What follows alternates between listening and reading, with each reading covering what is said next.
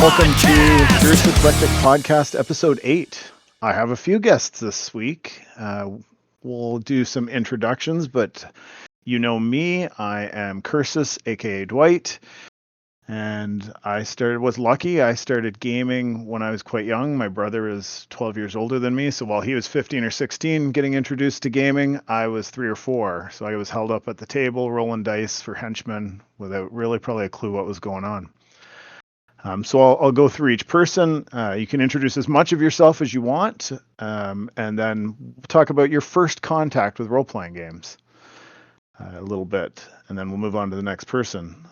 Again, I'm in Canada, and we'll start with Fazul. Dwight, thanks. Fazul, first contact with role-playing, 1986. I discovered that D&D existed, and it was Advanced Dungeons and Dragons. I did buy the red box. Before I played a single game, I ran a convention. So my introduction was, was through a convention, and I had a signature event. The players protested against the GM, and I had to step in. So that was my first experience. Marcelo.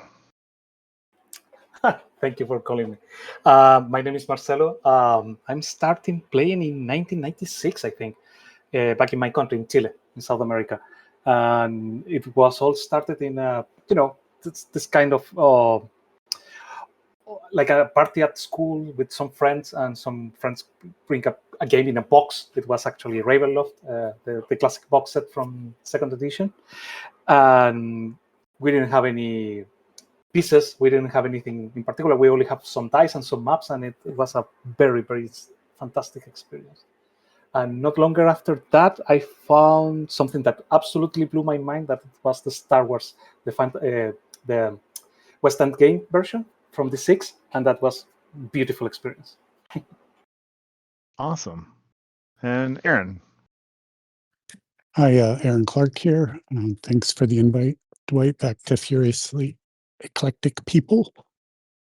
I'm here in California. I got my start with role-playing games as a child, like you did. We were probably playing Cops and Robbers, so that was our first sort of imaginary experiences about playing other characters.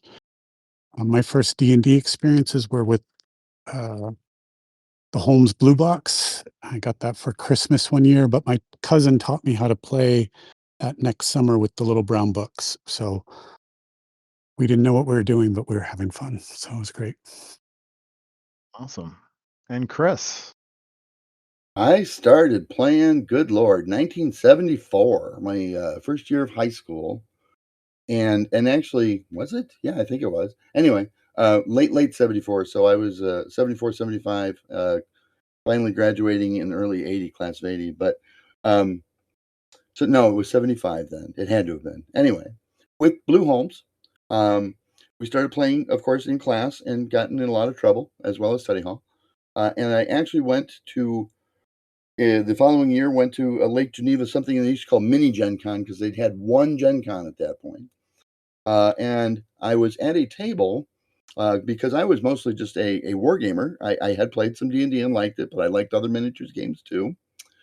And I was at a table with a man named Gary Gygax without realizing it, playing chainmail with the Advanced Fantasy Supplement with him, which is where, and that's a speech for another day, but where he told me that wizards that die with their spells intact are idiots, and we got to be friends. And I have been D&Ding with a whole bunch of people ever since. I have probably worked with half dozen to maybe 8 or 9 different companies, as well as owning my own since 1982. And it's good to see you again, Dwight. Dwight and I are very old friends. It is great to have you all. I appreciate everybody showing up and being part of this. It's awesome. I'm looking forward to this episode. So, since it is Gary Gygax Day, it's also the month that we celebrate on this server. We celebrate the publishing of Holmes, because I hope I'm correct that it was actually published in this month.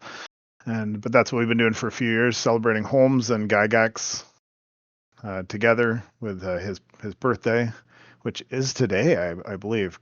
That right, Chris? Today's his Yeah, birthday? today is the day. Yeah. I'm not sure about the Holmes thing, frankly. But yeah, pretty certain that today is the day because it used to always be marked on my calendar not to visit the man without having a gift if it was going to be on the 27th. That makes sense. So I think I'll go around and it can be as much as, a product or just something uh, even remotely connected. But if you had a favorite kind of Gary Gygax memory or a favorite product that you love, and it doesn't have to be like your absolute favorite, but just something that's on your mind that you think that you have fond memories of, that's Gary Gygax related. We'll talk about that as a round, and then we'll move on to something else. But we'll just kind of particular thing. Um, my favorite personal memory with Gary, in a weird way, was being on the old politics mailing list with him. And I don't know why we were talking about it, but I was trying to say something about negative about second edition AD&D, and he spun this debate on me and uh, about how I was defending Tui when I wasn't, and then afterwards he cleared the record, but like all these people got involved in the debate, and it was pretty exciting kind of debate, and I was really taken aback because I didn't know what was going on. But then he pulled it all aside and straightened everything up, and they talked to me like seriously afterward, but it was all a big joke. He was having fun with me, and so in retrospect, I have it's a fond memory. But Marcelo, I think what would be your favorite thing from Gary?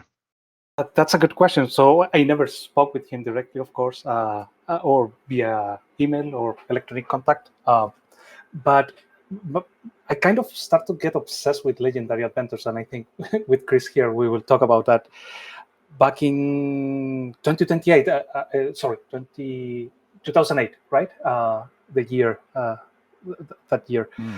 And I realized that there were several works from Gary Gygax that I never knew, and they were published. And I started to follow them and started to track them, and I find out that so few people talk about them, except, of course, Gary, for example, in several forums. And I started to track his discussions in several forums, and it was very interesting to me to see he was very passionate about it. And the rest is history. I mean, I acquired a few of them. Of the manuals at that, I think it was 2008 or 2009, and since then I try at least once a year to play it. I really like it. And I appreciate the Legendary Adventure you bring. You make me excited about it as well. Fazul, what about you? Did not know Gary. I think it's very simple. I'm thankful that his works captured my imagination. Um, and that's basically it, right? It's if he didn't do what he did, then I would never have discovered this, the countless worlds. And again, I don't play a lot of D&D these games, but I can trace my whole journey back to that red. Well, for me, it was the red box was the very first thing. And I know that was kind of just inspired by his works, but yeah. So just thankful for capturing my imagination. And Chris, can you limit it to just one thing? Is that even possible for you? Not really. It's strange. From the very first event that I played with him, and he was game master, but then I got to game with the man. We got to be good friends, and I mean, we were separated by 20 years, 25 years, 22 years, something like that, and yet we got to be very good friends. Um, every time after that, because starting the very next year, I went to Gen Con. I hadn't been to a Gen Con before, as a participant. And after that, we started running just tons of events at Gen Con. So the second Gen Con I went to, I didn't get to play in anybody else's events because I was running my own constantly. But we always made time. And when I say we, Gary and I, we always made time to have lunch together at Gen Con up until, oh, good Lord, I want to say it was until he went to California. So about 84, 85. So 4 or 5 years in a row. And we got to be pretty solid friends.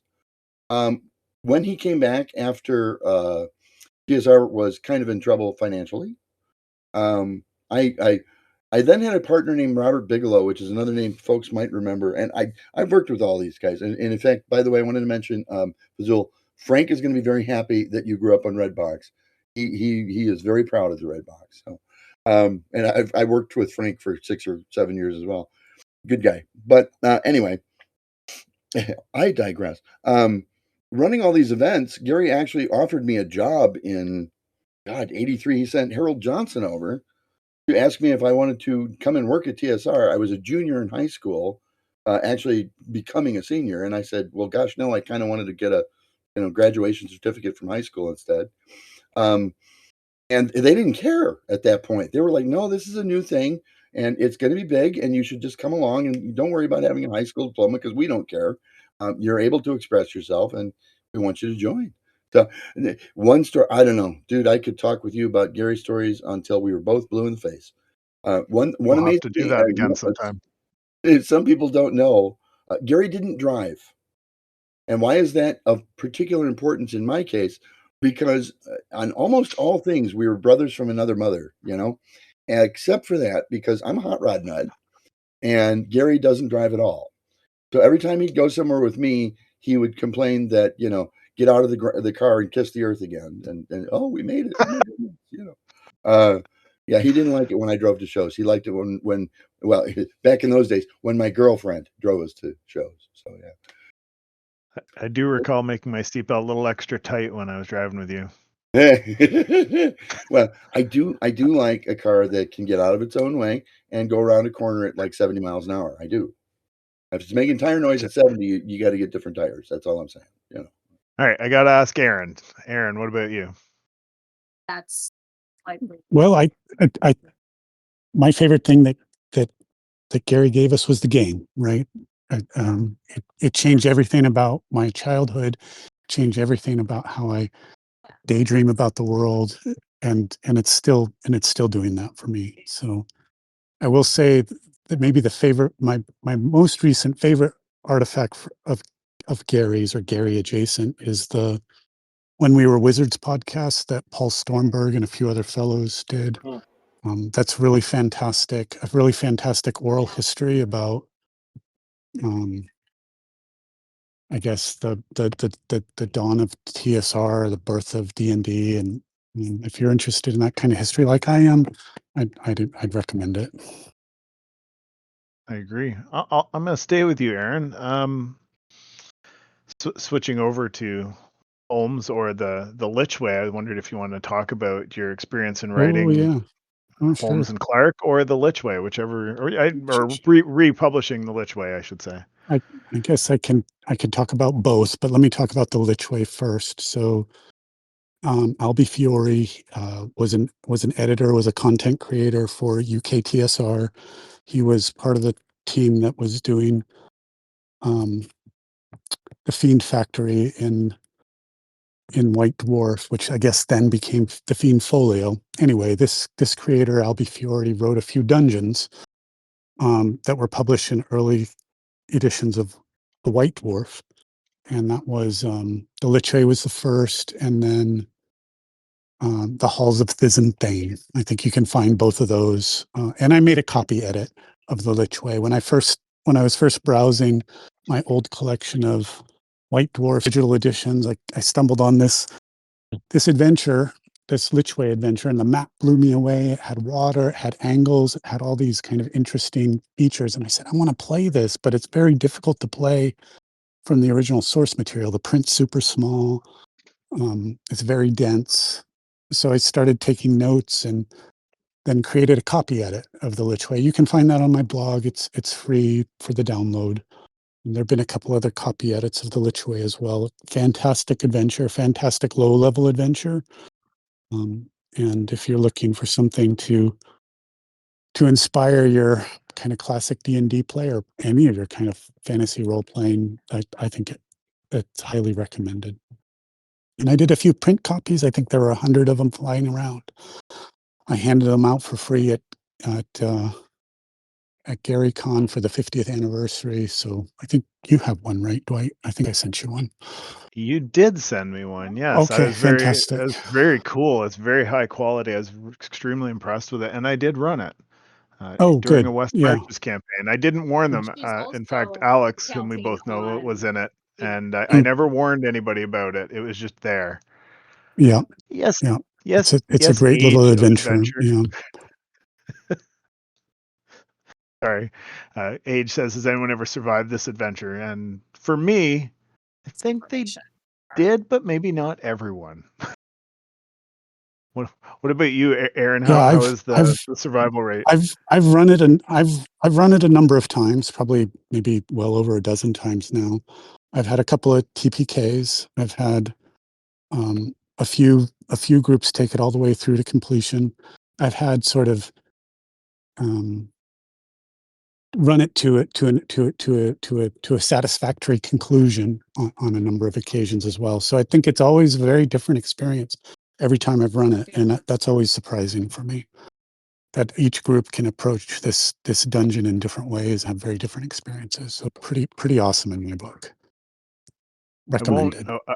I wouldn't want you to put up or talk about any spoilers, and I know me saying this is sort of a spoiler. So if you're thinking of playing in this, maybe close your ears for 10 seconds. But one of the things that happened to me when I ran it was they got toward the initial kind of gate that's hard to pass through, and it wasn't straight D&D. We were playing Realms of Peril, and somebody cast some kind of spell or ability that allowed them to hear all the undead in the area at once. Oh, that's right. You told me about this. Yes. Tell us more, because it's really a Oh, fantastic approach. What I remember about how you dealt with that situation in this hallway that's full of a bunch of undead creatures that are held at bay by some magic. That's probably not a spoiler, but I would have to go back and see what I actually said to you, but I think that I had the person start screaming, right. Yeah. and the party was split, Yeah. Yeah.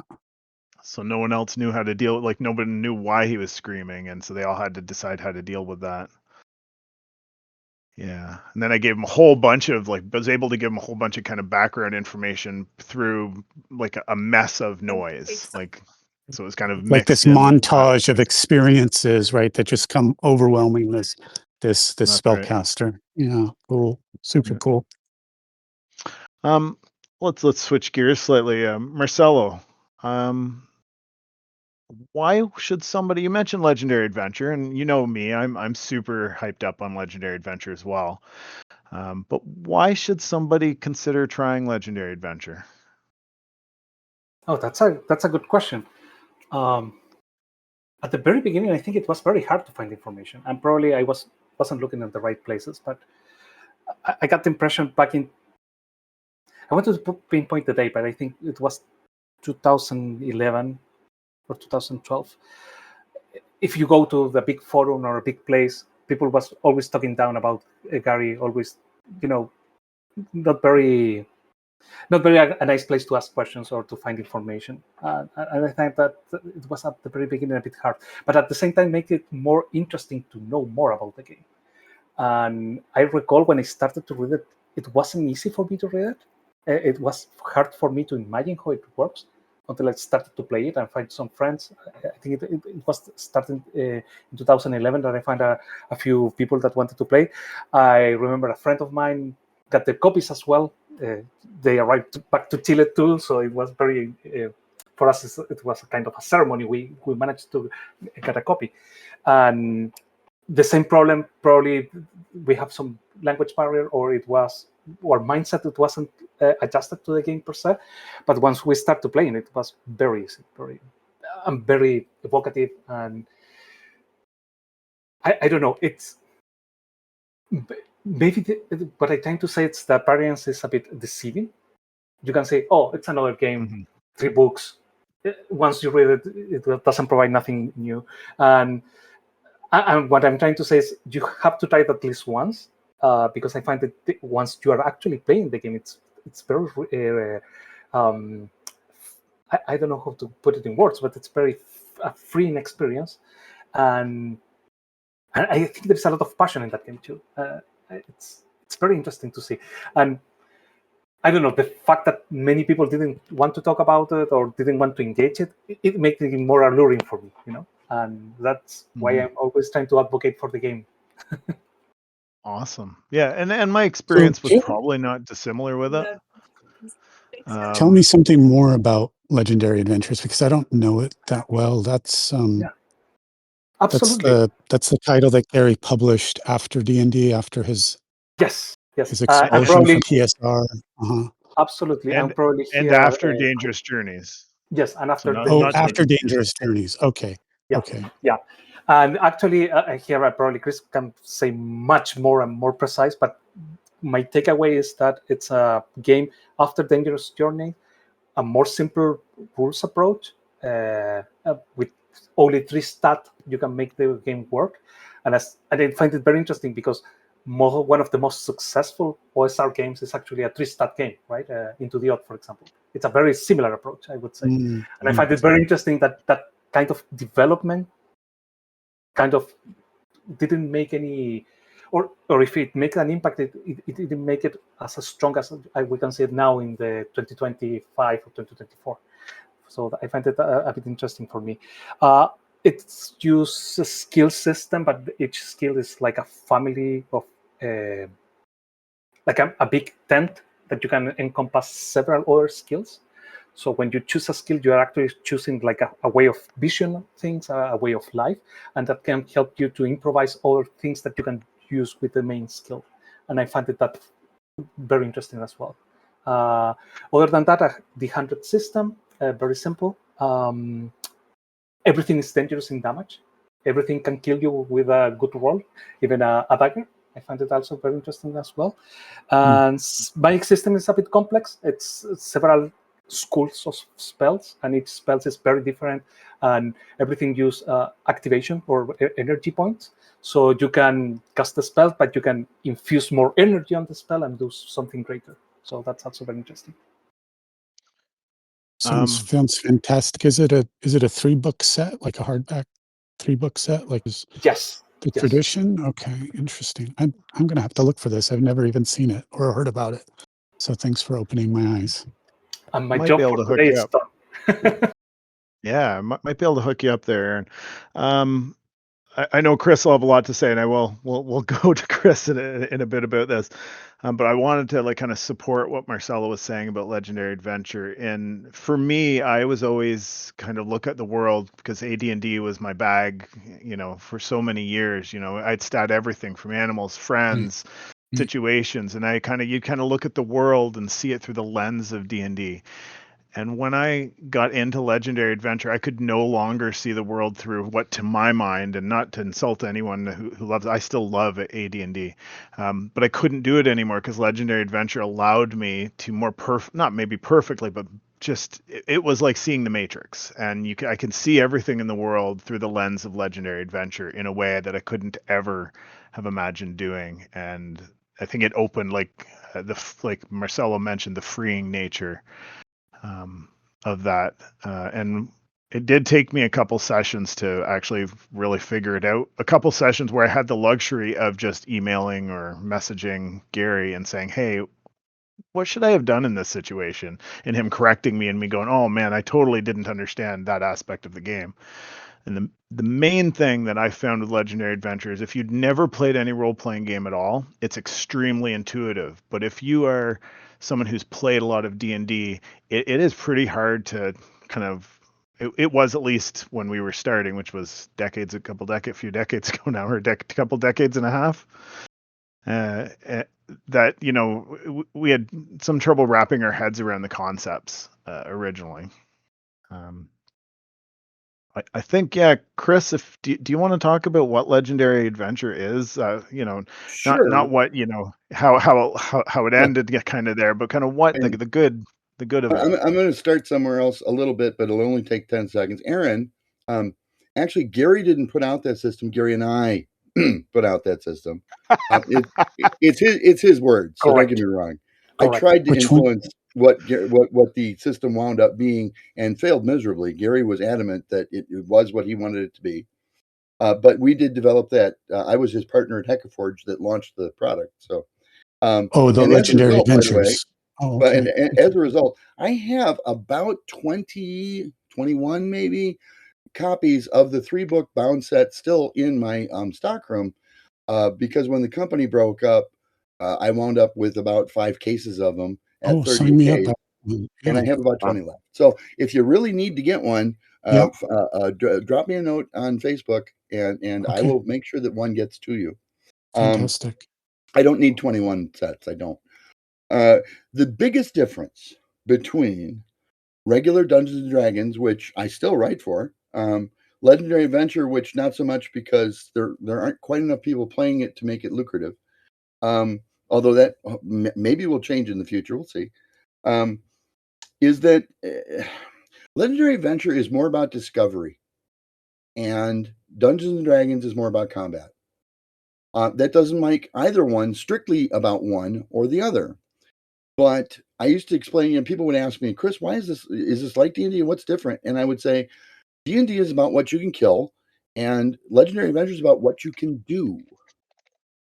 And you can actually have a character that never kills anything and does extremely well because he's the guy that you go to solve the mysteries. And Legendary Adventure is, and I've always been a really good mystery writer. I'm an okay adventure writer, but not really good. And so this system came along, and I went, oh my gosh, Gary's writing a system because he wants me to write more stories for it, which wasn't true, by the way. But and so yeah, I wrote a dozen, maybe a dozen and a half modules for the system out of the like 25 maybe that were ever done for Legendary Adventure. I wrote most of them, but they're all mysteries. In order to succeed, you have to figure out what's going on, and skill-driven role-playing systems, especially, and I'll share this with you as well. Unlike GURPS, which can be enjoyable, so don't get me wrong, there are like 208 different skills in GURPS, which is enough to drive any dungeon master to drink lots of bourbon.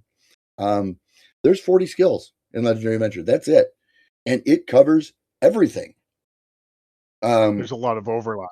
There's a lot of overlap too, and it introduced me to things that I borrowed for a system I wrote later that I'm not going to go into because this group is not about Chris advertising the stuff that he does. But to the point where, well, if you've got this skill and this skill, in these cases where it overlaps, you get the following bonuses. So if you have, for instance, melee combat and martial arts type things, they stack, so to speak, in cases where you're doing unarmed combat.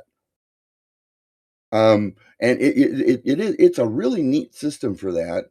It allows for much greater in-depth, intertwined, and competing sub-stories within a given dungeon arc story. And oh my goodness, did I embrace that? It was just marvelous that you could have a plot with more twists and turns than a corkscrew, So I think I know the answer, Yeah. but since it was asked, you're the one to answer. Age has asked, is there a story or reason behind the spelling of legendary? I assume with the Yes, J. there is.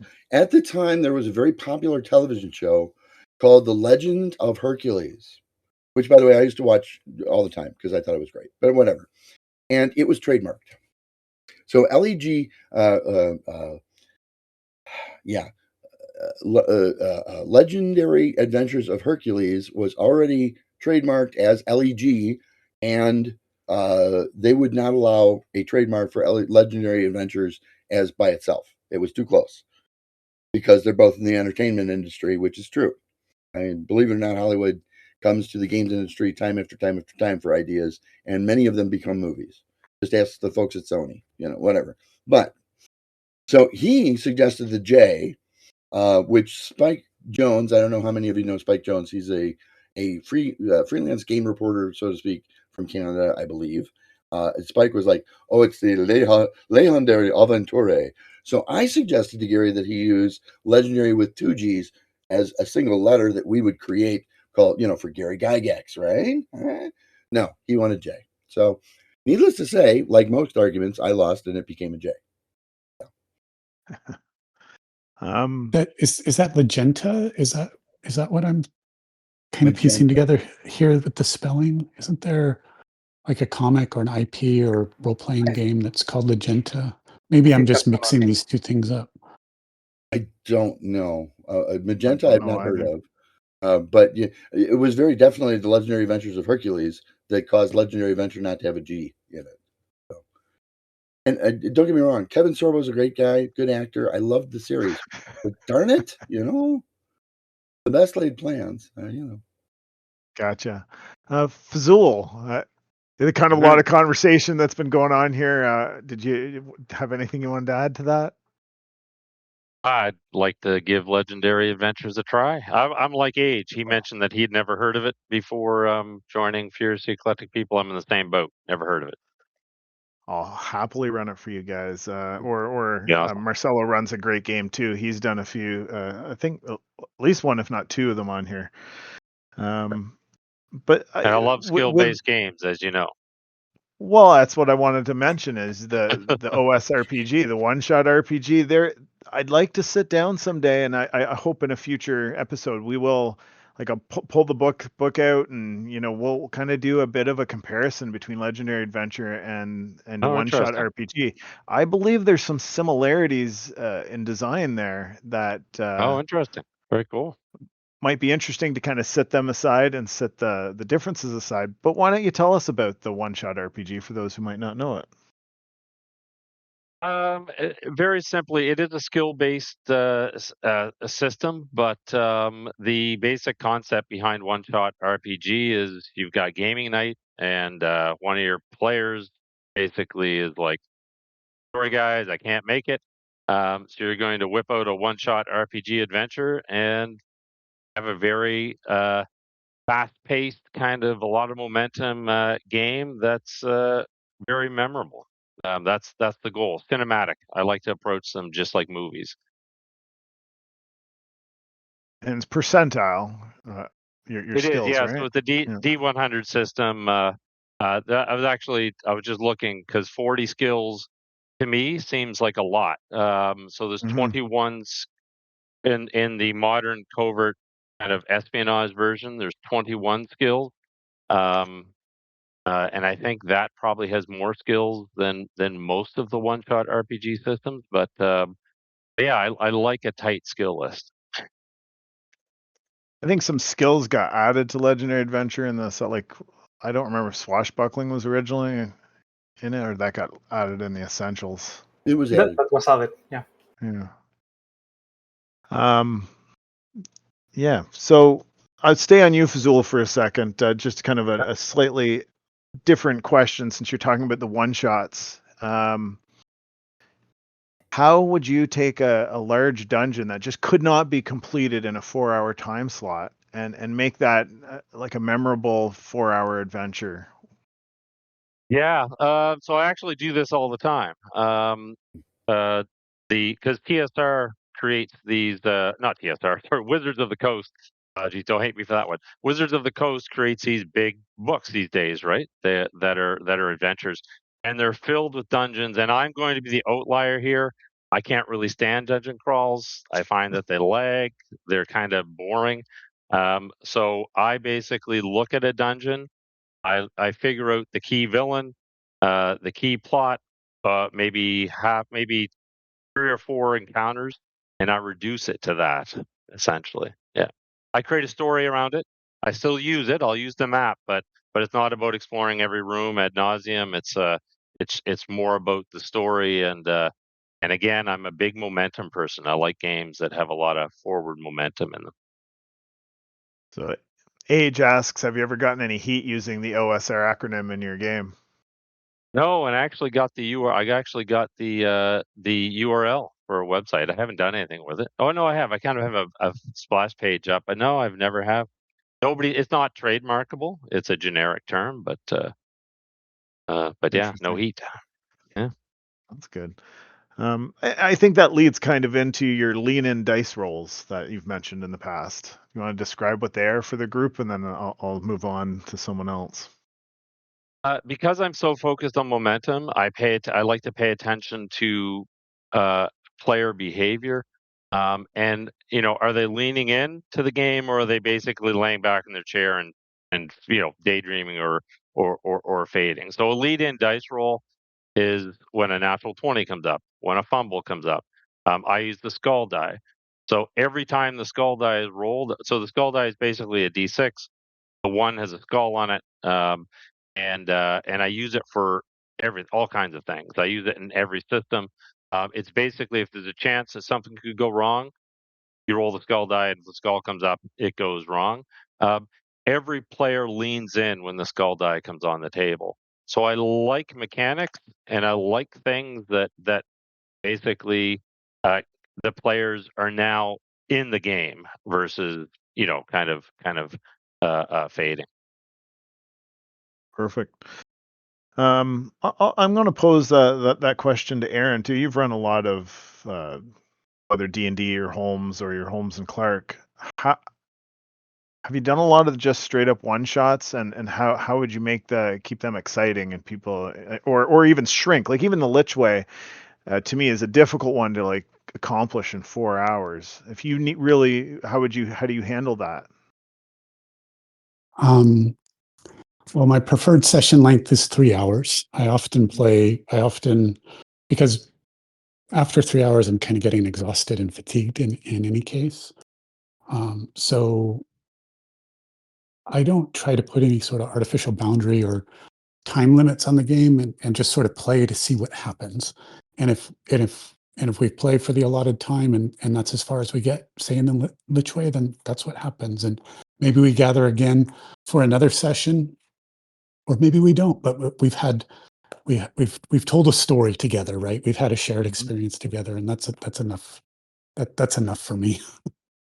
And I like that. I think I've talked to Fazul a little about that very thing, is kind of the difference between having this complete story and then just seeing how far you get in an event. And like you said, you're telling a story, and to the point where sometimes I've seen groups get kind of sidetracked from whatever the initial mission is in your one shot, and it still be a really exciting session. But there are very different ways of playing that you two described just now, and I think for myself, I value both. Yeah, for sure. I don't think there's any wrong way to play D&D, or to play a D&D adjacent game, or play a role-playing game, right? I So think that's true.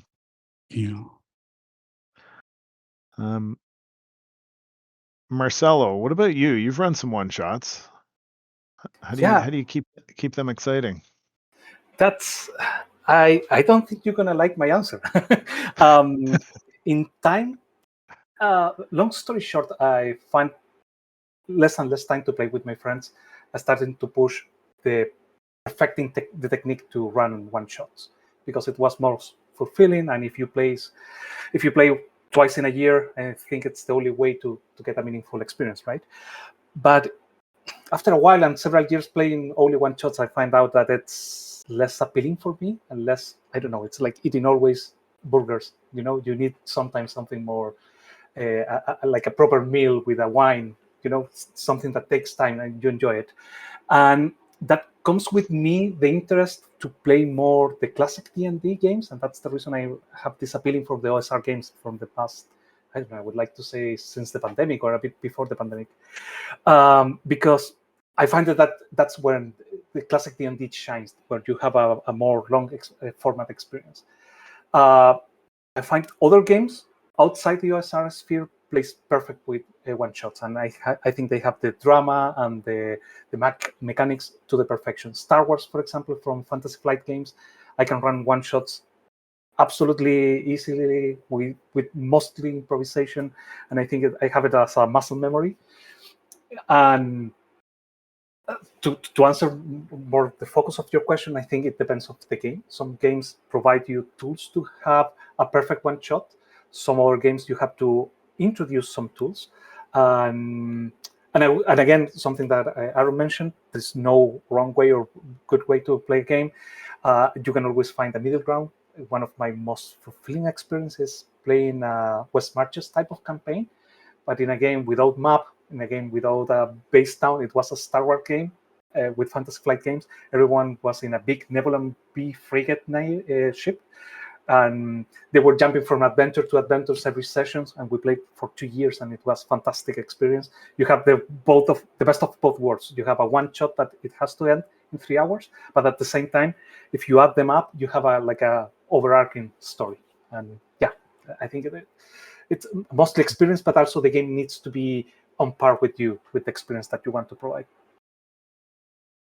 Yeah. I did see a message from Age about no wrong way to play. What about shopping during a one shot? And that is something that I have eliminated from my personal games, as the shopping at the beginning or any kind of extra stuff where people have to make decisions before you start. Absolutely right. Yeah. I did like Chris when he ran. I've played in a few of Chris's games at conventions, and I know you would put packs on the back of the character sheet, the pre-gens, and there, you could pick this pack of equipment, this pack of equipment, or this pack of equipment, and or there might be like you had to make a check mark for each little list, and that was your equipment, so it went pretty quick. So Chris, what about you with one shots or your 4 hour I session? wanted to ask you, was I your first Legendary Adventure GM? Yeah, I think I was. Yeah, for sure. I'd been a forever GM in my group, so until going to, It was on Dragon's Foot. It was Gary Con. Was I it Gary believe. Con? Yeah, Dragon's Foot was before Gary Con, and you were in the it Dragon's was Foot before. campaign. I was not in that, but that is a common mistake we've talked about numerous times. You're I would mistaking swear me for you someone were. else. I was definitely on Dragon's Foot, but I don't think I because was in that Cursus was campaign. in the campaign. Now, evidently, someone stole your name then, because I have the logs. Because one fine day when I got nothing better You'll have to do, to I'm show gonna me the novel. logs sometime. We'll have to settle that one for sure. But Regardless, when you ran it at GaryCon 3, I was in that game. Okay, yeah.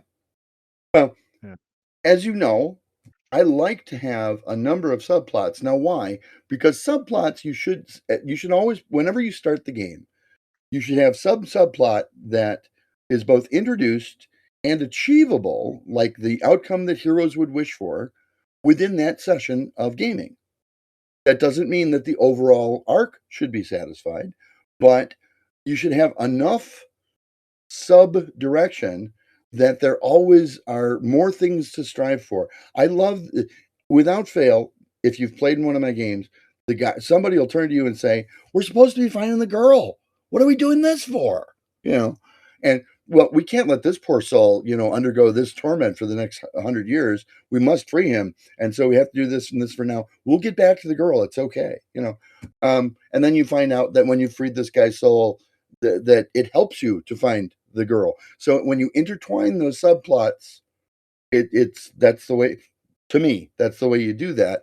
I'll say this too. You know me. Everything in the dungeon has a reason for being there, and it's not to the story. But for instance, you don't. And I know.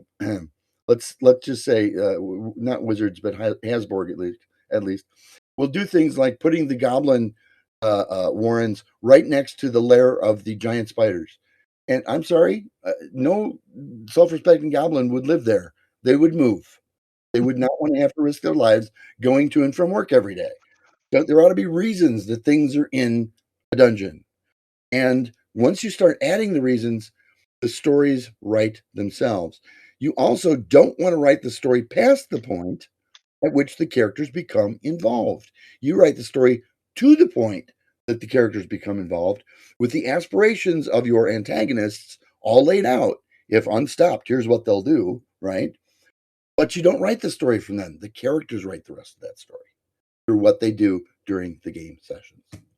So Age has asked, everything in the dungeon has a reason for being there. So not a fan of random tables?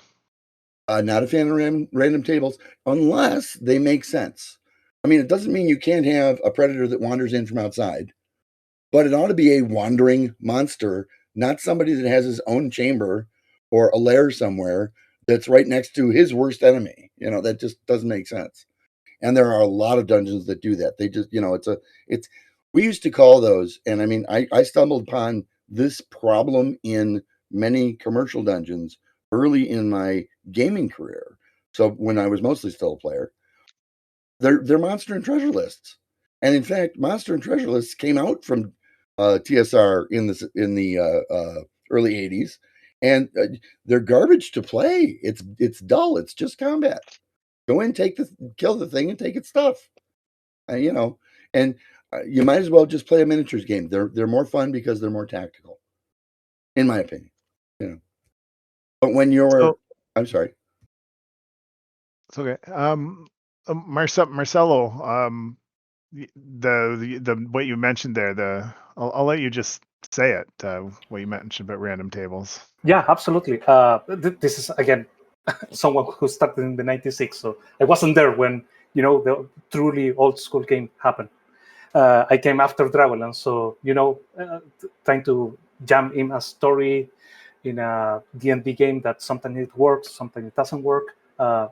We can all relate to that type of experience. But for me, random encounters works as a way to show you that you can remove some of the work from the DM mind, because he will roll immediately during the encounter at the moment. He doesn't have to think about it in the future. And most important, I think, he doesn't have to have a bias about what will happen. So it will be truly refreshing and surprising. And it's plausible. It's something that it's in the realm of possibilities that could happen. That's the reason I love the random encounter tables.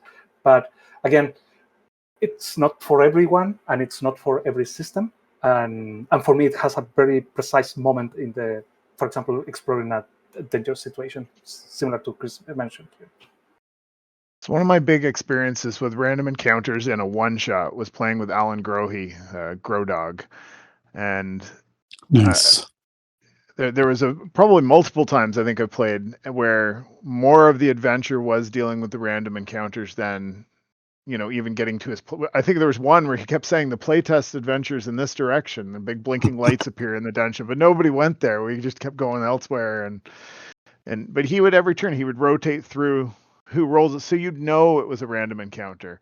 But the random encounters were often fascinating parts of the dungeon. Plus, it also kept you from sticking around and kind of not doing anything, because you knew if you just stayed in the spot, you have more risk of a random encounter, so you needed to keep moving. And I know when I ran White Plume Mountain last year, that there was no safe place, right? And they kept trying to rest, and they would always end up, whatever hit points they gained from rest was always worsened by an encounter they had in the night that caused damage. And so they were always a little less than if they had just kept moving forward. So in some cases, it's a way of pushing people forward. In my personal campaign that I run every week, I use them actually fairly heavily, and they're always integrated. So if a monster is coming by, maybe he's got, like the last one was, he had a big sack that he was taking, and he was going to take over this camp that had recently lost its leader to the heroes. The heroes had killed the leader of this camp of gobs, and it was kind of leaderless. So this thing had decided to go and move in and take over, because it had all these people, had this nice place, and he was just going to take it. But that was built off this, I rolled a random encounter and it was this creature. And so I integrate them heavily into my campaigns now. Aaron, what do you think about random encounters? I think there's two different things that we're talking about here: random tables and random encounters. I like. I think random encounters are fine. I think they add danger to the dungeon, especially in a space that has a lot of empty rooms or something like that, or an adventure location that is not fully fleshed out. These random encounters can create things, and they don't necessarily have to be a combat. But also the random tape, and also the random table thing. I love random tables. I love the being surprised by this combination of a bunch of disparate results to create a thing. But they're super hard to use at the table. Like when you stop and say, hold on, let me roll on this chart a bunch of times to figure something out, or paw through a pile of books to find the right table that you're thinking about. And so I love digital tools. I love digital interpretations of these random tables that can produce Z number of things within a few seconds, that then can inspire a game master or even a player, as they're creating a character or doing something like that. So I like them. I don't think that I'd say I'm a fan. But I like what you said about it doesn't always have to be combat. Yeah. because that's an important aspect, I would say, of my random tables too, is that sometimes you just find an important herb, or you just find a cool tree and it doesn't mean anything, or Yeah.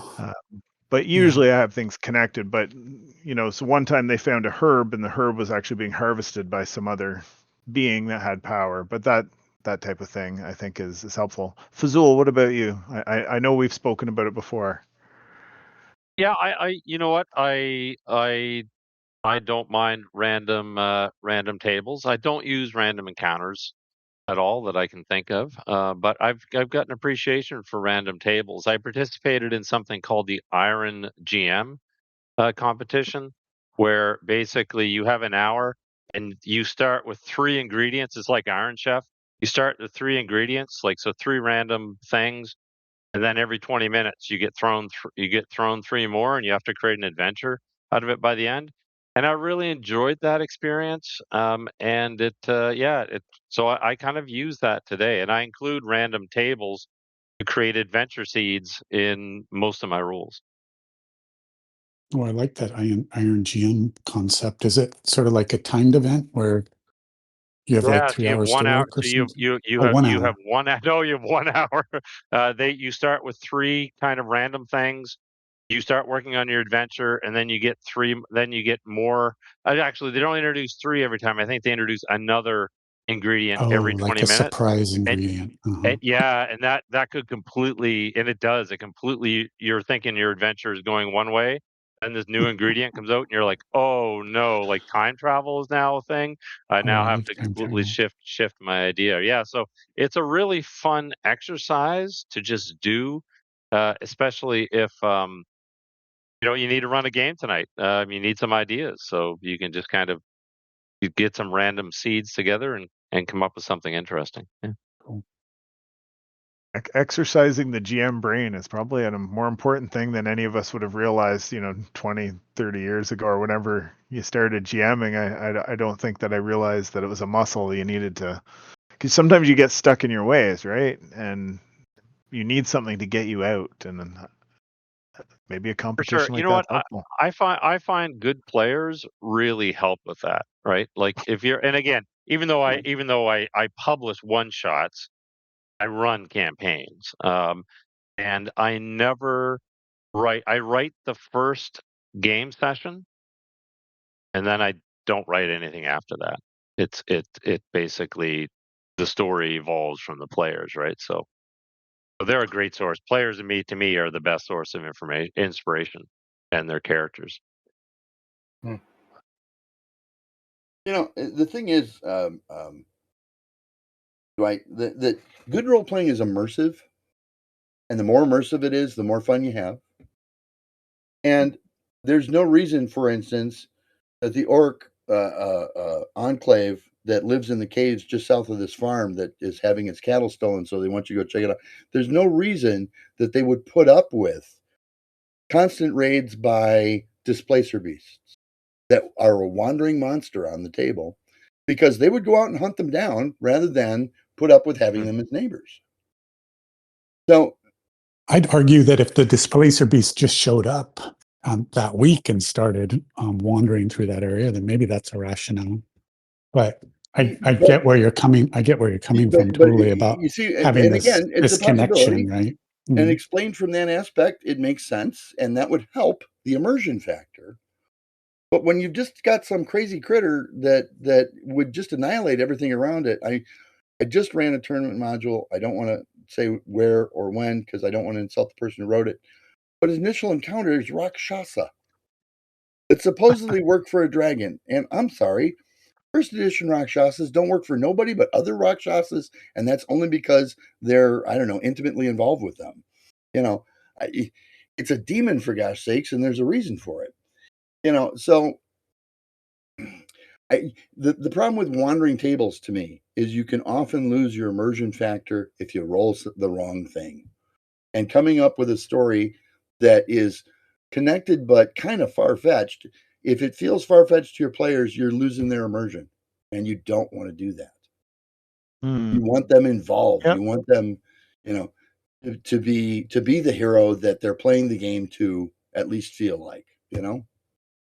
I guess sometimes I enjoy the creative, like the Iron Chef, but not not quite so much pressure. But I like the creative kind of game of being thrown something by a table and trying to figure out very quickly. Because if I can't figure out within seconds, or at least within a minute, why everything's in place from this random encounter, I can't use it. I need to move on to the next. Yes. And a minute's too long. So it has to be seconds. That I have to immediately be able to place this and figure out why this is here and it's what it's doing, what its motivations are. On the flip side, I think I'd have a blast running a dungeon that was all random encounters too. And I've had a few players request me run a full dungeon that everything was just random off tables and there was no other. We do plot. that on occasion. That's a separate beast, right? Yes. Well, and I'm going to play the Gary card on you, okay? Okay. If you remember from the Legendary Chronicles of the Legendary Earth, those that got published, there are things that feel like regular Earth all over the place, aren't there? And the reason for that is that it eases the immersion factor. In other words, oh my goodness, that's a whole lot like present-day Egypt. Well, you have a mental image of present-day Egypt, and so it makes it that much easier for you to have a mental image of what's going on as described in the book. Yeah. Anyway. Chris, tell me what your experience not with Legendary Adventure itself, but with a project where at least let's think maybe of a smaller project of Gary's where you were working with him from start to finish. So, like from the moment the idea might have been there. Thing is coming up.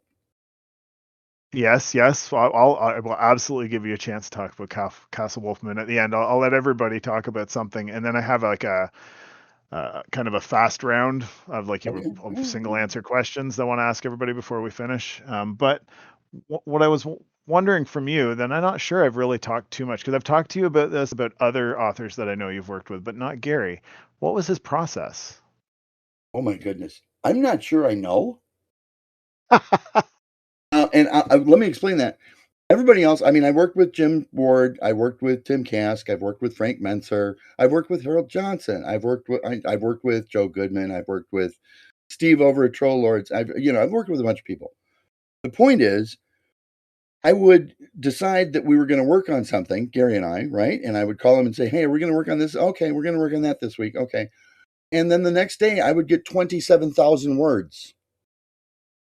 This guy could crank out 30,000 words in a day on a day when he was in the zone. And I'm getting slower as I get older. I'm 64 now, so yeah. But I never was at 30,000 words a day. But Gary could. Oh yeah. Oh my goodness. I would take 2 weeks to write a module. Gary would take 2 days.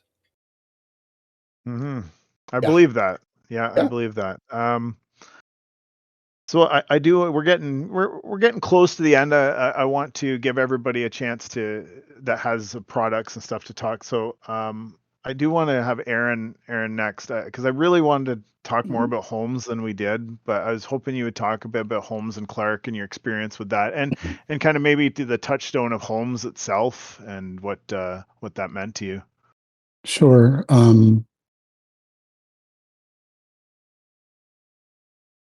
So we did have an OSR convention here in California called Pigface OrcCon, a small little convention, like 30 kind of folks. And when I first heard about it, I was like, oh, I got to go to this. And I want to run something. Well, what do I want to run? Oh, I want to run Holmes because that's the edition that I started with. That's the edition I fell in love with.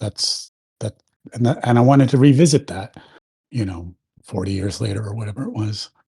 But I sat down with the rule book and said, okay, we're going to figure out how this works. And I couldn't imagine running the game from the rule book the way it was written, the way it was laid out. And it's certainly better than the Little Brown books. So I set out well, I'll make a quick reference sheet. I'll make a control panel. I'll make one for the DM and I'll make one for the players that has all the salient rules. And then from there we can play the game. So, I started really digging into that original source and just loving that experience. And then finding areas that I wanted to tweak or change slightly. started house ruling all of that stuff. And like in Holmes, if you're fighting with the dagger, you get to attack twice. Or if you're fighting with a light weapon, you get to attack twice. But everything does 1d6 damage. So how does that scale? You just have everybody running around in plate mail fighting with daggers.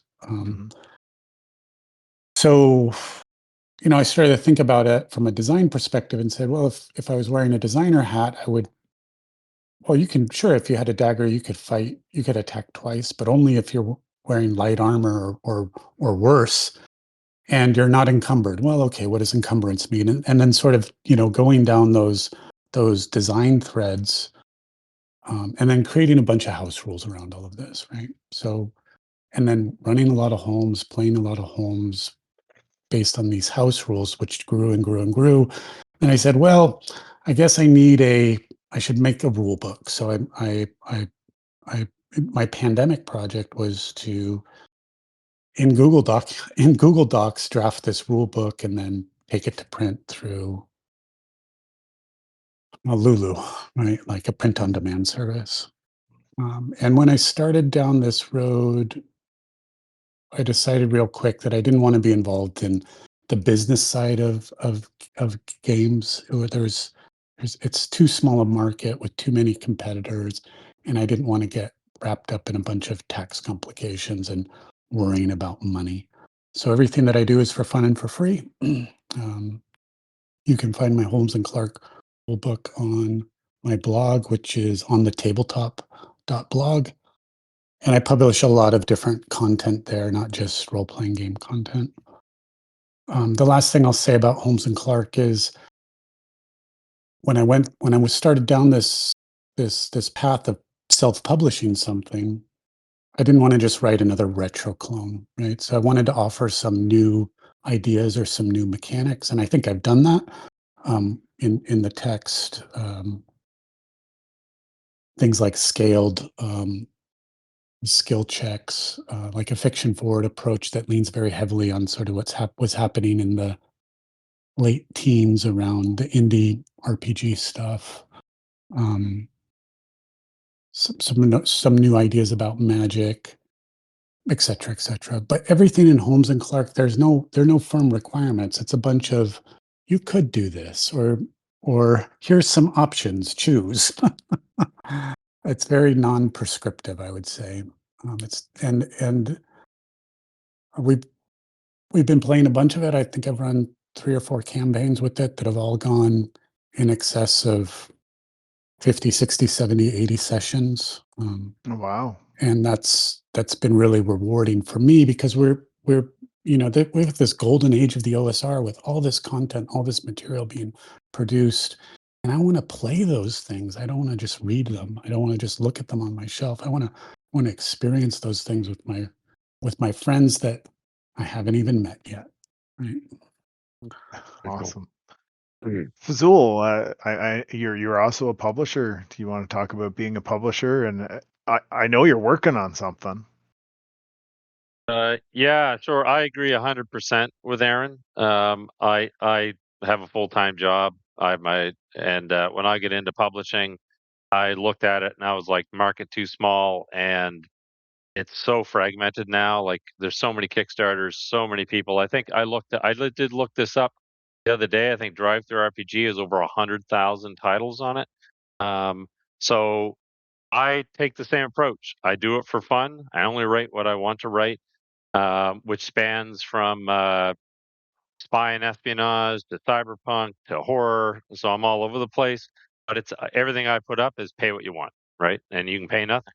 And so I just do it for the sheer enjoyment of it because I kind of suspect it's a rat. If you decided, oh, I want to do this for business, I suspect it'll be a pretty frustrating path to go down. Chris, you run a Sorry, business. can I Go ahead, ask you a Aaron. question, Fazul, about Yeah. that? What's your kind of rate of return on your pay what you want? Are you paying for a convention a year, or are you maybe buying a book with your returns, or do Uh, you even want no. to share that? Oh no, I don't mind. I don't mind even in saying the number. So I would say 10% of people will give money. 90% will just download it for nothing. Mhm. And it probably, I mean, I make, let's see. Well, how about I'll look on my earnings right now on the report. I would say it's in the four or 5 grand Okay. range. And on Um, year over year. Yeah. yeah, so it's not nothing you can live off of, but But but but it's that's not nothing happy. to sneeze at, right? I mean, Yeah, yeah. yeah, and it's American, so the conversion helps. And then how does then what do you end up paying in tax on that additional Oh, income, it's or is it so just sort of no, in yeah? Canada it would be about 27% around Oh, that. okay, Yeah, okay. yeah. So Well, thanks for you lose a good chunk. thanks for letting us peek Yeah. behind the curtain of the publishing world. Yeah, but again, I would say that's probably the best you can hope for, right? Okay. In this day and age, unless you're going to go down the road of that. To me, it seems like the only way to do it these days is Kickstarter. Get a bunch of followers, invest. I watched a couple of videos on Kickstarter, like Mm, marketing. People are investing $100,000 in getting that Kickstarter going, and then rolling the dice and mm, see if you get it. And some people are very successful at it, but I don't really want to play that game. yeah. Yeah, It's a tough road if you don't already have an audience, I think. yeah, yeah, Yeah, I can think of a few that had really good products, but the Kickstarters just didn't take yeah, off. yeah. But And the other thing I, that I'll say is that you have to keep so so my income, so that 4 or 5 grand, that would be the optimum, but you have to keep producing. If the moment you stop producing, you have to always have something new coming out. The moment you start producing, you see your sales going down, right? It's like Netflix. You got to keep feeding the content. but do you have a constant, like one product that gives you like a somewhat constant return? I have one product which has more downloads than every other product combined by a large margin. And somebody told me this once. They said if you want to, uh, you can basically write anything that you want for fun. If you want to make money, you need to write D&D.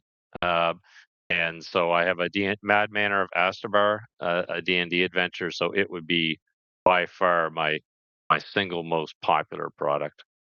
Is that edition agnostic, or is it for 5e or You know what? I wrote it as a part of a contest in oh, 2014 when D&D Next, so what became 5e came out. So it is in 5e at the moment, but when I originally wrote it, I kind of kept it agnostic. But right now on DM's Guild, it would be in 5e. Yeah, nice.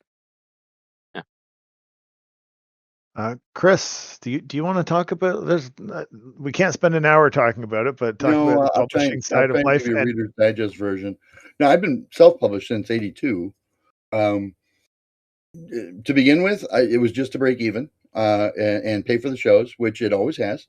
Um, these days, I get to keep about 15 to 20 grand a year on a good year, and the average is more like 15 than it is like 20. The Warden year, I think we hit 30, but that's because the Warden went over so big. yeah. But that's the thing; you have to get known because, and you guys are suffering from the blight that was D20 back in third edition days, in that anybody who owned a PC thought they could write, and they weren't all correct. Um, Unfortunately, what that taught the consumer to do was to shop for designers. And there are at least a few thousand people that know that I can write something worth reading. Whether it's better than that, I don't want to say because I don't know. I'm going to be biased, of course. Um, and as long as you've got a few thousand people that are willing to part with $5 to $10 each time you do something, you're going to be okay. Um, and Lance went, I want to say like 10 grand was all, but it was the printing costs on it were less than half of that. And so I was like, holy cow, all my artists and all my people that work with me, my editors, I have 4 editors because I know what I meant. But they tend to let me know when other people won't be able to tell. I paid them off. I paid the artists off. I paid all the book prices. I paid for the 2 shows that were dedicated to the launch of that Kickstarter, and we still wound up with like $500 to go out to dinner on. And my wife loves that. because she makes more money than I do. But whatever. It's entirely possible to do this for a living, actually make a living out of it, like $30,000 to $35,000. So a frugal living. And to be honest with you, what better job is there than making stuff up and people give you money for it? Oh my goodness. I used to make huge money as a broker and I don't miss it at all. I don't, not for a day. And I've retired to this since 1995. I've been doing this full time. So it can work. So Chris, you have many products and you have quite a few products just out in the last few years, but what's one product you'd like to plug today?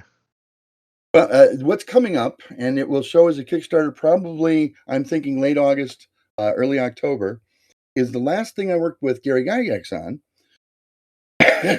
when I first started working with Gary Gygax, it was to have him finish writing a couple of modules with me that I think you've played, actually, Dwight, which was Challenge of Arms and Ritual of the Golden Eyes. And then we put it kind of on the back burner because I finished the third one, and I usually used to write in trilogies because I learned in English class that you write in trilogies if you want to make money. And we put it to one side in order to launch Lejendary Adventure. And so it took a sideline for 5 years while we did Lejendary Adventure stuff.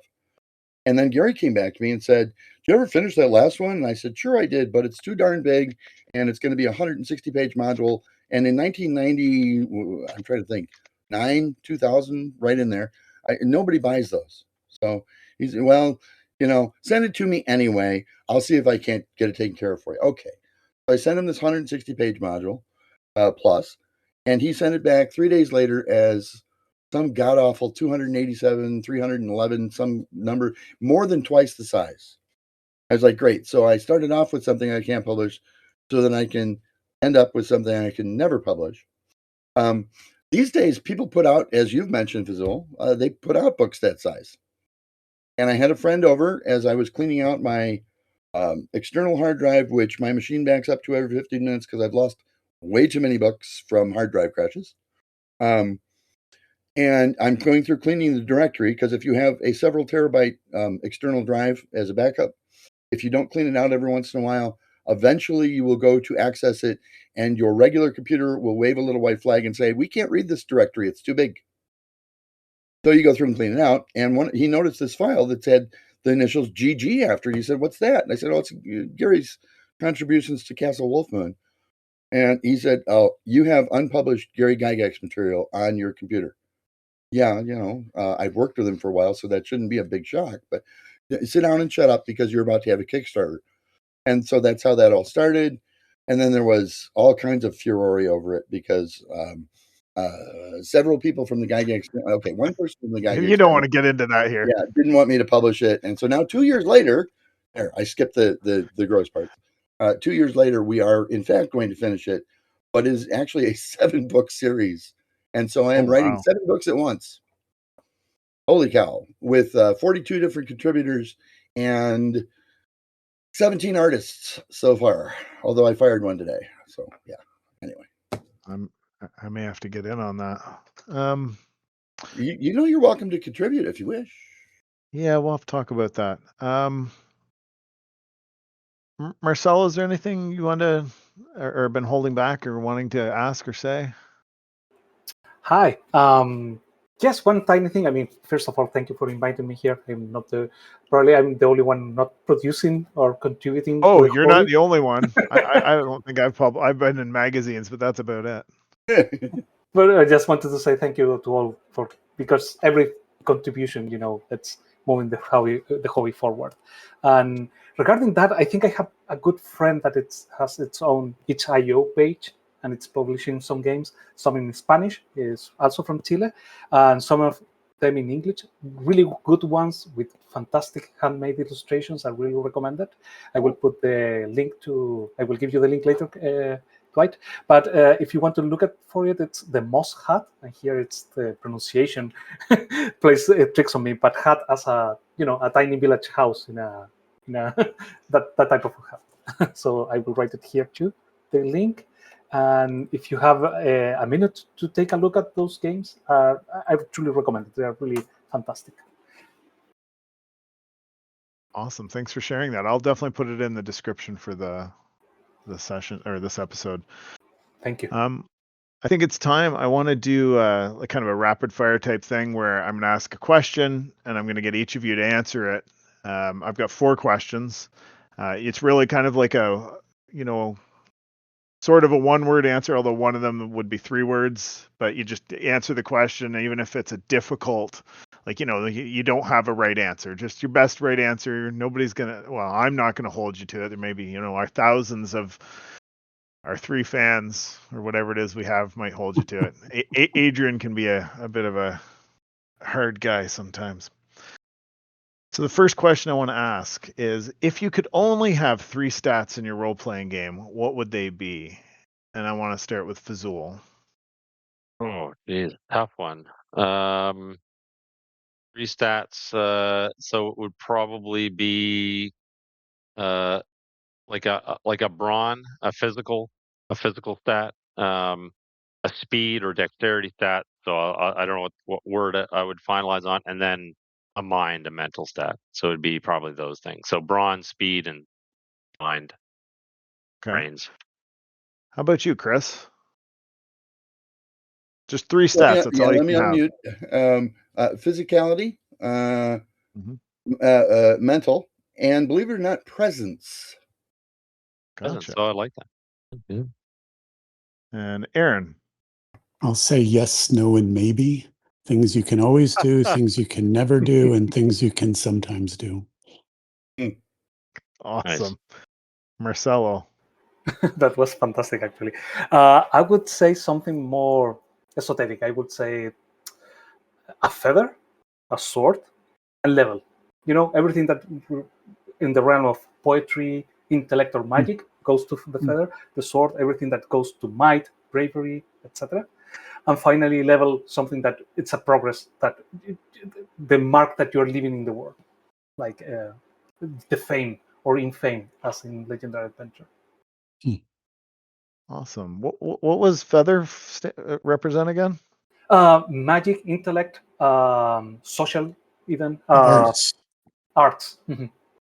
Interesting. Social, but the finesse of social, like intrigue, for example. I would use charisma, for example, or willpower in the sword. Gotcha. Awesome. Thanks for your answers, guys, for that one.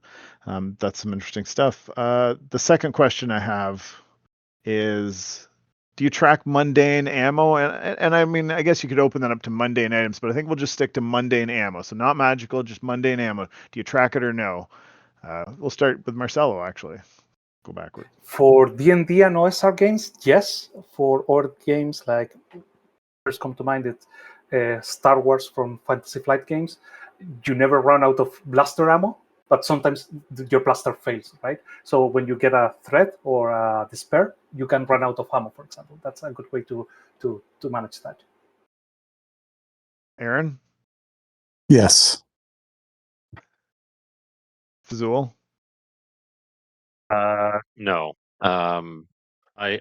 We used to, but I don't play a lot of fantasy. It's more modern, and there's fewer combat rounds and you have bullets, so it seemed pointless. But I will occasionally ask for an ammo check, which is a dice roll to see whether or not you still have ammo left. Yeah. Like skull die, or do you do it differently? No, typically it's a skill. So when in a modern day setting, when I picture one attack, like if somebody's making an attack, you don't see a movie. Nobody goes boom, boom, back and forth. It's always boom, boom, boom, boom, boom. So the idea is you're firing a volley of bullets during your attack. And then I might say do an ammo check. And an ammo check is typically a skill check based on so it's a firearms. You make a firearms check. That means you were disciplined enough to have some ammo left. Yeah. And Chris, do you track mundane ammo or no? Well, there's inner city, there's Lance, and there's D&D type stuff, and the answer is yes in all 3. Awesome. All right, I'll stay with you, Chris. You can kind of take this question any way you want. You don't have to. I don't want to assign it to a specific thing like adventures or rules, but gritty or epic? Epic. Aaron? Oh man, that was a tough choice. I love them both. I can't choose. Okay. I understand that one. I'd be the same. Marcelo? Wow, difficult. At this point of my life, I would say gritty, because at some point you can look back and say, it was epic at the end. And Fazul. Actually, not sure. The question confuses me because you're basically treating them as an either or. I typically I do am. both. I typically So I typically do both, especially in fantasy. But I guess if you were to force me to choose, I'd probably go gritty. Yeah. Good. Yeah, I mean, all of these are things we could spend lots of time talking Yeah. about, but that's Yeah. the idea, is Yeah. that's future conversations. Yeah. Yeah. The last one we pretty well already covered, so I maybe I won't, but I'll let the listeners know. I was going to ask random encounters yes or no, so maybe I'll quickly go through random encounters yes or no. Although I think we've pretty well covered that heavily. But Fazul, random encounters yes or no? No. Marcelo, Yes. Aaron, Yes. Chris. Only very rarely for fantasy, all the time for sci-fi, and all the time for inner city. The whole game Definitely, family. yeah. Yeah, Inner City is all random encounters, right? It's interesting that you mentioned the sci-fi though. That's definitely a conversation for another time. Well, random encounters in Lance are not always alive. They're occasionally just problems, because that's Gotcha. a problem-solving game. Yeah. So I think we're nearing the end. So what I'm going to do is kind of take each of you, give you a chance to have last words. But I want to thank the people listening. Thank Adrian and Tavis for listening in and posting some stuff. I maybe didn't get everything that you guys posted that I should have said aloud. This was a dynamic conversation. I didn't always say thank you after each one of you talked, and I started to feel bad about that partway through, but I was trying to move things along. But I really, every time any of you said anything, I was like, wow, that was awesome. Thanks so much for your contribution. But I'm going to go through each of you. Marcelo, we've known each other for a little while now, mostly about Legendary Adventure, but we've also talked about Into the Odd and some other games. You got me into Electric Bastion Land a little bit, and thanks for joining this, and awesome that you've been on the server. I know you're going through a new part of life, but is there any last words you'd like to have as we close out the episode? No, other than thank you for the invite. It was a legendary meeting, and I hope we can join together very soon. Thank you, everyone. Awesome. And Aaron, I know that it must have been, I can't even remember what we connected over. Was it the Holmes and Clark? I to be fair, I can't recall, but the last thing that I want to add tonight is thank you for what you're doing with the Furious Electric people. It's a pretty remarkable community where there's always games going on, and it's a little overwhelming, but I'm happy to be back on the server and hanging out with you guys. It's great. It's Come super join super us. awesome to have you. Yeah. Love to have you, man. It's always good chatting with you. I appreciate your talks here. Thank you so much. And I'd love to game with you again. It's been a while. Yeah, let's do it. Fazul, I feel like honestly, some days I feel like I've known you forever. We talked so much in the last year. I really appreciate your contributions to the server and the conversations on this episode and previous episodes. You've been helping me get this going along with Adrian, who I don't want his head to get too big, but Adrian has helped with this. But any last words for this episode? Just that I didn't really have a good sense as to what I was coming into, and it's really cool to actually be in a podcast with people who knew Gary. I didn't know you. I didn't know you knew Gary either.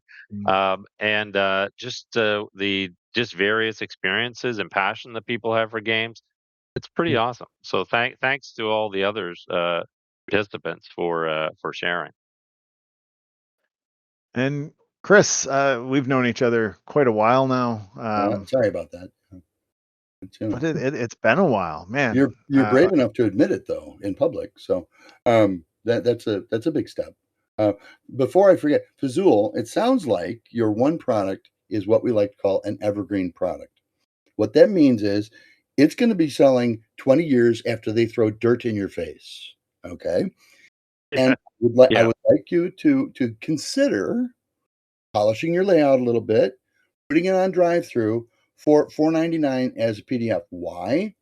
Because you're going to add a little bit to it. You're going to throw in some extra value for your customers. And all of a sudden, you're going to be amazed because you're going to be like, oh, my goodness, there's enough here that I can buy a new car every other year. That's pretty nice. Now, it's not enough to pay the rent and buy the new car or make the new car payments even, but it is enough to do one or the other. And at that point, the nice thing is if you have a significant other, that person suddenly believes that it's not really just a hobby. It actually is a going concern. And then they'll support you on it. It's nice. Awesome. So, thanks. I appreciate that advice. And I think Aaron said it best. There's no wrong way to game. There's just no wrong way to game. Yeah. People like to be heroes, and it is the only avenue we have to be heroes without having to come into direct conflict with people over things that really probably don't matter as much as we think they do. And that's why it makes so many friendships. I once got asked by the Wall Street Journal in way long. I don't remember when. I've got the article or somewhere, just because my grandmother made me save it. But and she's gone a long time now. And they asked me, what's the difference with role-playing games and standard board games? And I said, well, it's the only game where everybody gets to win. You don't have a player in the game that loses. And if they do, because maybe their character died, the other characters actually feel bad for them. And they're like, wow, I'm going to have to check this out. Holy cow. How do you have a game where everybody wins? If you haven't played, I said, you won't understand. Anyway, so keep doing what you're doing, Dwight, because it looks like it's both making you happy and maybe paying the occasional bill. And that's all that's necessary. Make enough money that you get up tomorrow morning and do it again. It's great to have you all here. I never expected when I started doing the podcast here that we would have multiple guests. This has been awesome. This has been a panel, and I couldn't have thought of a better way to do this.